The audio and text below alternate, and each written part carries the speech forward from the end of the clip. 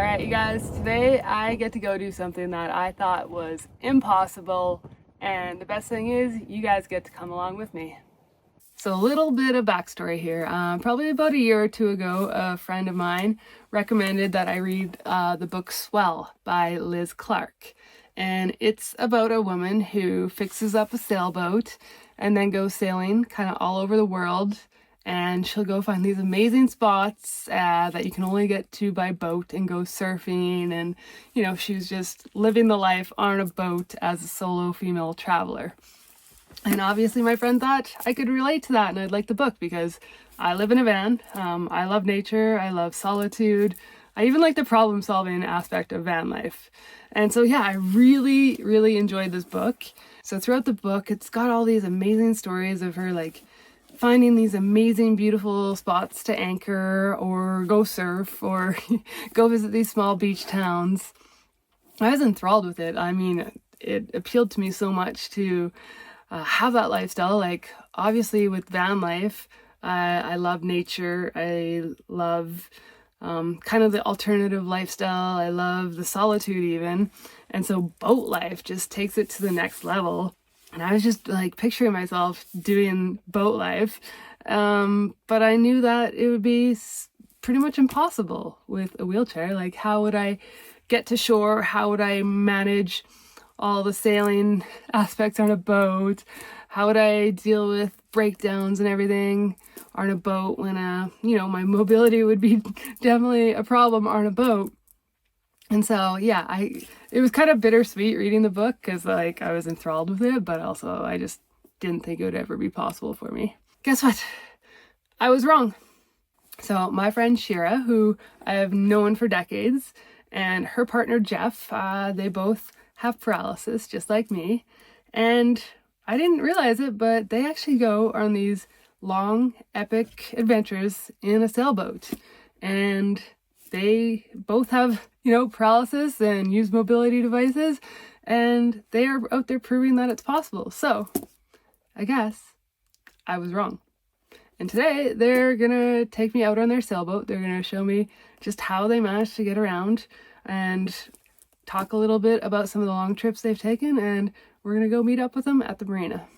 All right, I am here with my friend Shira, and we're about to go sailing, and we've already got an obstacle ahead of us. The ramp to get down to the boat is very steep. We're at a weird tide right now where it's about like a 30, almost 40 degree slope. It's gonna be a bit of a task just to get down this thing safely, but I think we're both experienced and we're both athletic, so she's done this a lot, and we're gonna see how this goes. But first challenge of the day already. Okay, so to prepare for this, I've got stuff that I need to carry. I've actually put like a bungee cord around my chair so it holds it nice and safe. I don't have to worry about it falling off as I'm like midway down the ramp.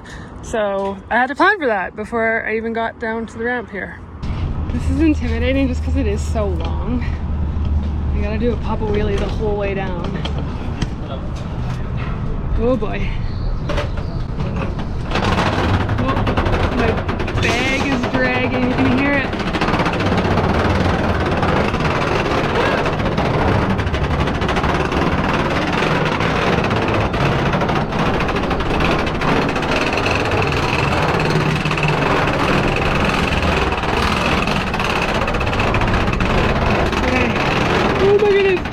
Cramping. Okay, this is the steepest part.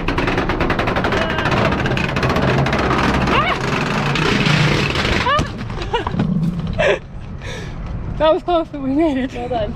So this is a formal introduction to my friend Shira. Hi. We actually played wheelchair basketball together quite a few years ago. Always against each other though. We were never really on the same team. Yeah, this is Chateau, their boat. 20 foot. It's actually 19 feet, but the extra foot is where the anchor is in the front, so it's really only 19 feet. It's called a Horizon Cat. It's a cat boat, which has one sail. So a 19-foot Horizon Cat boat, one sail, and it works really well. Yeah, we didn't modify it at all. It's just as is. And we purchased it from a boatyard in Chicago. I just saw pictures of it online and decided to buy it. Had it shipped here, and it was like we really hoped that it was going to work, and it worked out. It's worked out amazing. We didn't have to adapt anything for us, so That's incredible. really good design. So this is Jeff, and again, this is Shira, and they work together to manage this rig. And what's your role there, Jeff? Well, my role is hull and engine. Hull and engine. My job is to make sure the boat floats and the motor runs, gets us to where we need to go. And then you have a mobility issue as well? Yeah, I'm in complete para, T45, so I use crutches partly and wheelchair partly. But when I'm on the boat, I just scooch around. Yeah. We don't need to stand on the boat, so it's perfect. We put our adaptive, supports away, and we're just on our own. And then Shira's, what's your responsibility? My role is rigging and sailing, and so when we're under sail, that's my department. We both appreciate areas that we know and areas that our partner knows, so we leverage that. You leverage to your strengths, whatever, Because we will be out of our wheelchairs, Shira and I both have something to sit on. This is a wearable cushion. Mine's from Vic Air, and that just helps protect our butts and our skin, because we'll be out of our wheelchairs, not sitting on a cushion in our wheelchair, and we'll be kind of crawling around the boat. So it's very important to have something to protect us. All right, it's 20 after 11. One of the time-consuming things is getting onto the boat and breaking down our chairs. So I'm gonna do a little timer of how long this takes, and you're gonna see how much effort it is for Jeff and Shira to get on and off their boat every single time they pull in.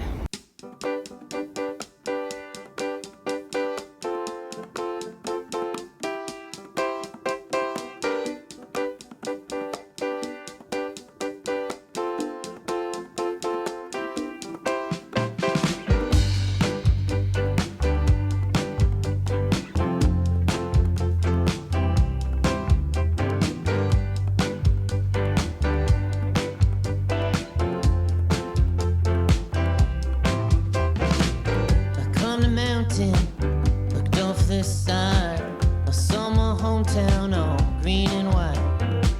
My parents love it, I think that's true. Myself, I truly hate it, and the kids I like do too. The folks are phony and judge a whole lot. They say I look like Jesus in my Birkenstocks, but I guess that's kind of funny comparing me to the savior of man.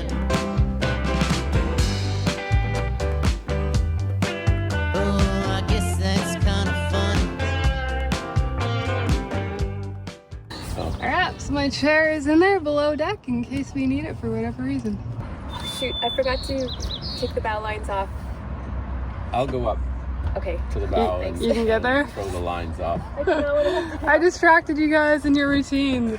I know Yeah, that's the very first thing we do when we get here. Sorry. Is take the bow lines off so that once we're on the boat, we don't have to get off again. Right. But I just crawl around the boat, keep it hanging on at all times by something.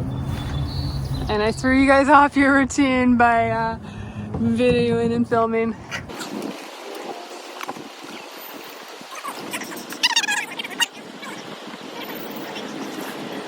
It is 11:33, so it took 13 minutes to get us all situated on the boat and chairs in, and we're in it though. Get ready to go. Alright, so what are we doing here? This is getting the spring line ready to reverse out of the dock, because the sailboat doesn't have very good steerage from a stop, so it'll be hard to make this tight turn. But with a spring line, it turns the boat and it gets it out of the way. It just takes a minute to set up. And this is trial and error, so we learned how it doesn't work before we figured out how it does work. So because you can't just like jump from the dock or like kick your foot off the dock, you know, like to give yourself the right angle, the spring line is what helps with getting out out of here Yeah. safely. Because often you'd have someone standing on the dock. They would be, you know, walking the boat back, helping So us we're in to here. spin. But we're both sitting on here because we can't jump on. So we had to think of some other way to do this. This way, what they call prop walk, but it's not reliable with wind, but this will turn us 100%, right? Right. So it's what I just usually so do we're is swinging. Yeah. So I our give it more gas, front end is just coming around. which you wouldn't do without a spring line. I'm giving it more gas. Right. What that's doing is putting more water across the rudder, which makes it steer. So then that's just left on the dock? Nope, we pull Or it in. it's on the boat. Oh, yeah, It's yeah. tied to the boat. So, Shira? Yeah. So we're out of here. Okay, we're out. We're off we go.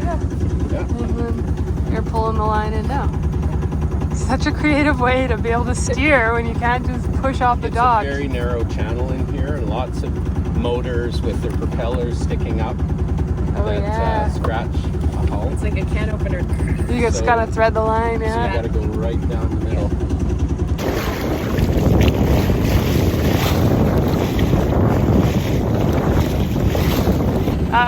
Looks like it's time to put sails up. We got enough wind. Let's see teamwork in action here.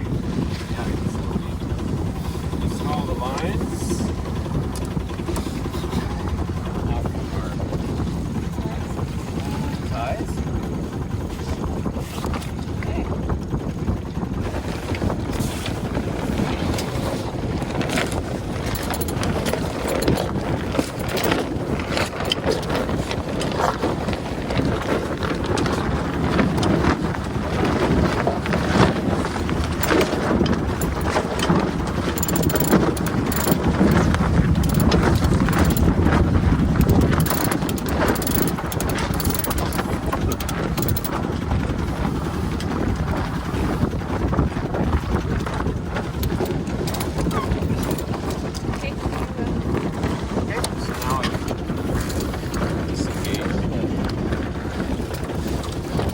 The arrow at the top is telling you where the wind is coming from, and so you adjust your sails based on the angle of the wind.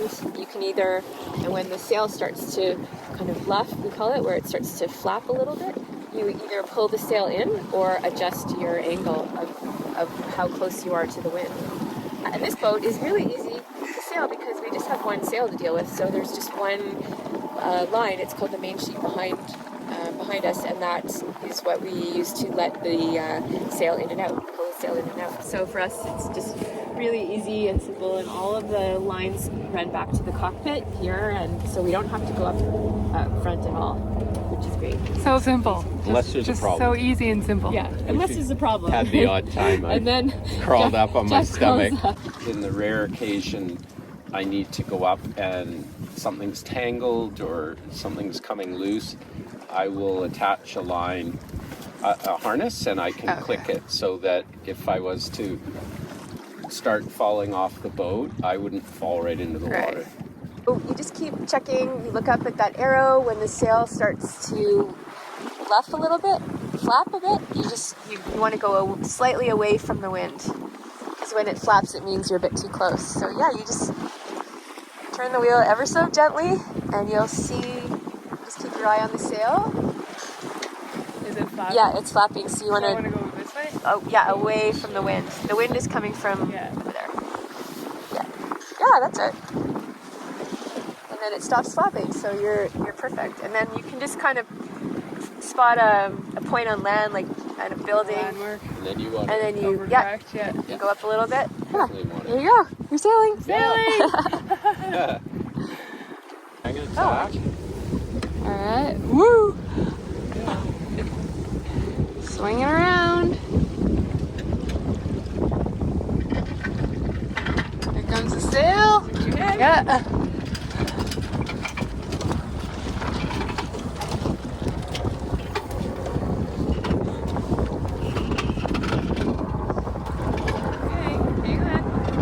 It's starting to heel a little bit, so that means the one side of the boat is coming up. You can see like we're off the water more than just the boat being flat. I gotta hold on so I don't slide off my seat here into the middle of the boat.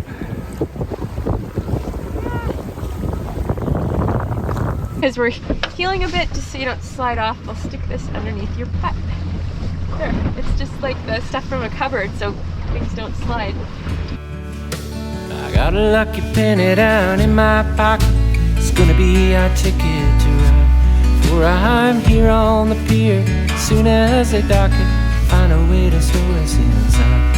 A new life we'll find for all time, yeah. 'Cause our love will shine till the end of the line.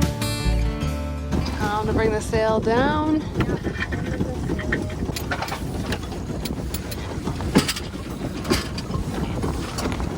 Oh, it's just up on there. Ah.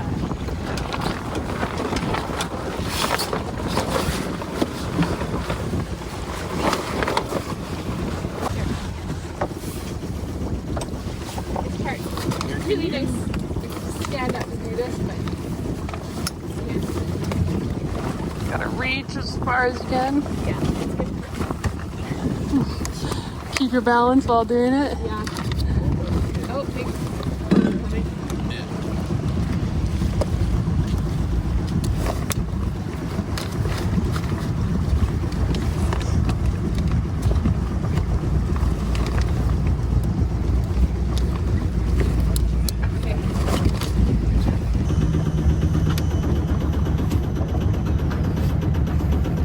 Oh, is it too wide?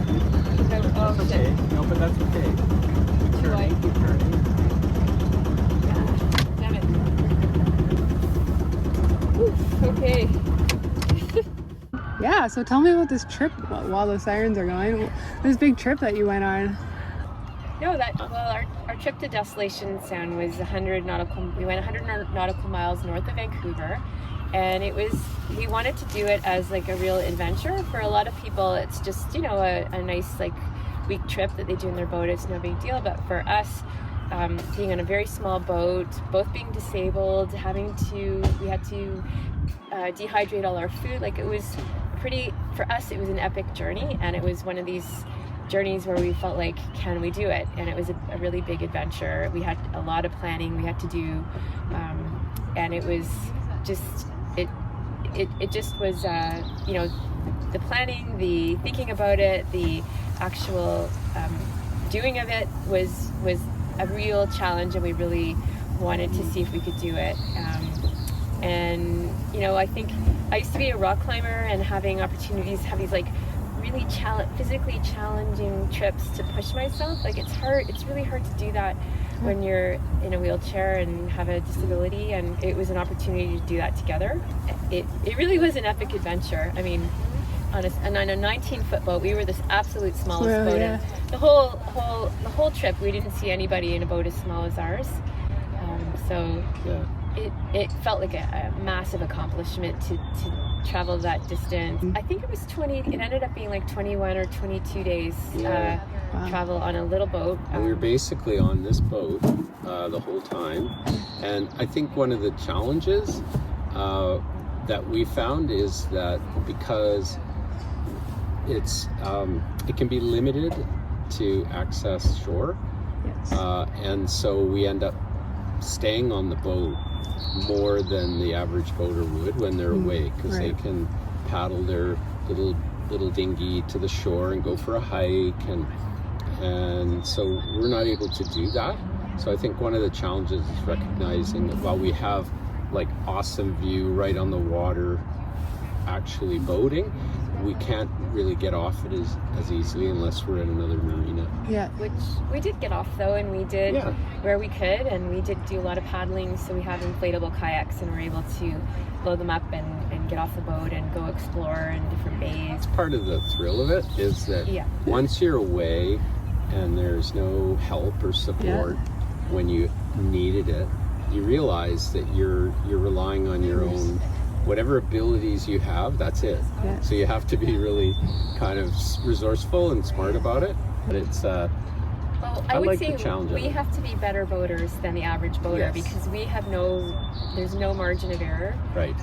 You have to get it right. You can't kind of muscle your way through things, because you just can't. So you have to, I think we had to develop our skills right away and rely on those rather than kind of physically being able to make up for mistakes.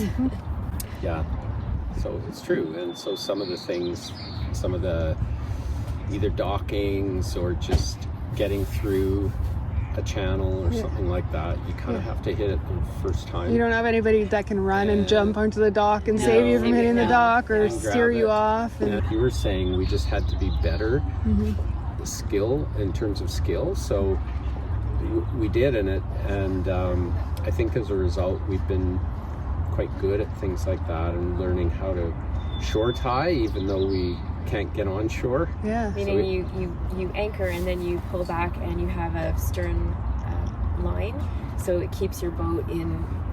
You don't swing around the anchor. Right. It's tied back into the shoreline. Yeah. And so that's tricky also because most people take a With dinghy, the they paddle, climb over, yeah. they climb out, they scramble up, they grab Yes. a chain or they wrap the rope around a tree or something, and we can't do that. So we have to be really smart about it. We sometimes use 2 anchors. We have an anchor front, back. And we have like everything we need on the boat. We have a comfortable bed, we have a sink, we have dehydrated food with us, we have a stove, we have little lights below, we can charge our phones. Like we really have everything that we need. And we have even like a little shower bag, and we can heat it up. Oh, solar shower bag? Solar shower bag. I sit on the floor here and we hang the bag from the boom, and so you can have a shower. We have a little porta potty. It's like we have all the things that a big boat has, just they're portable and they fold up into something really tiny. To be self-sufficient, we had to make sure our gear works properly. So I made a point of just understanding how the engine works and making sure everything's all up to date and properly maintained, and it's not let us down. And then this summer we're planning on doing a few smaller trips, and we went to the Gulf Islands on a trip. That was like we've done like 10-day, 12-day trips to the Gulf Islands a few times, and so day sails, taking friends, going swimming off of it. Like it's like a way to play in the water in the summer, and just, it's like our little cottage. Shira is gonna go below deck and give us a tour and show us what's down there. Yeah, for the first couple of years we didn't have the bimini. Yeah. It was just so hot. The grand tour of the extensive cabin down here. So this is where we sleep, and we put boards here, and the backrest fills in the gap, so we sleep widthwise. And we have there's a little butane stove and a sink, and we store all of our clothing and bedding up front, and we have drinking water. We have also a holding tank of water, and so we use the little sink for washing dishes. I store my wheelchair in here, take it apart and store it in there when we're on trips. We have a little ship's log, and we keep track of all of our trips on, and the little kitchen is in here, so we store our pots and pans and cutlery and stuff in there, and that's about it. How many meals did you dehydrate for your big trip?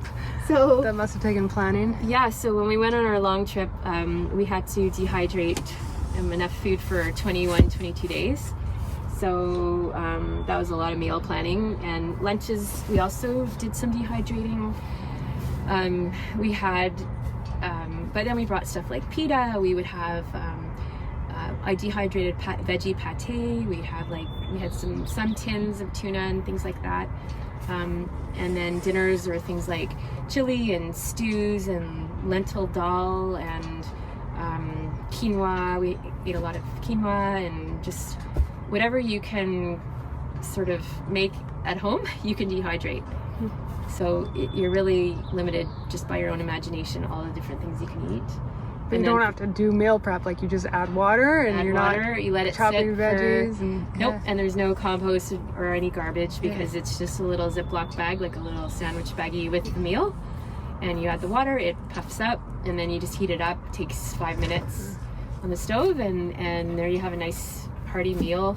We eat well on the boat, and we have usually like 4 bags of food, 1 bag for each meal, breakfast, lunch, dinner, and then a snack bag. Like just 4 shopping bags, and that is enough food for like 3 weeks. Thank you so much, Shira and Jeff, for proving me wrong and showing me that it is possible to do boat life with a disability. If I ever get tired of van life, now I know I have an option. In the meantime, maybe we should do a little switch. I take the boat, you take the van. Sounds like a plan to me. We've been anticipating this day from our birth, yeah. With you, my darling, gonna sail the earth.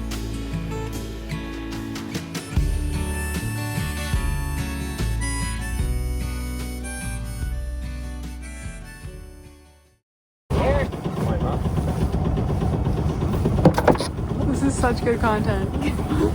Watching you guys maneuver around. Slither around? Yeah. Good. But with a day anchor too, we don't need to let out as much. Yeah. We can go anywhere. We're starting to keel a little bit. Heel. Heel? Yeah. Starting to heel a little bit. Oh, nice sail. Whoa. Ooh, we're healing. Hang on. Yeah, definitely gotta be careful with balancing. Whoops. As I say that. Yeah, I'm filming. I'm falling. I can't get up. I gotta wait for a break in the wind. Straight as that. Woo! Oh, and fall the other way.